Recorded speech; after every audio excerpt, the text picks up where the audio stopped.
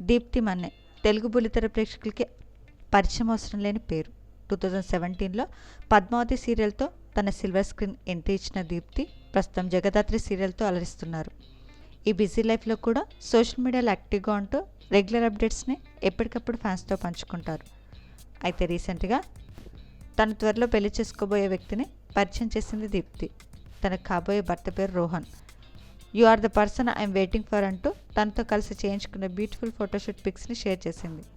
ఈ పిక్స్ ప్రస్తుతం నెటిజన్లు బాగా ఆకట్టుకుంటున్నాయి. ఈ ఫోటో చూసిన వాళ్ళంతా కాబోయే జంటకి కంగ్రాచులేషన్ తెలియజేస్తూ కమెంట్స్ పెడుతున్నారు.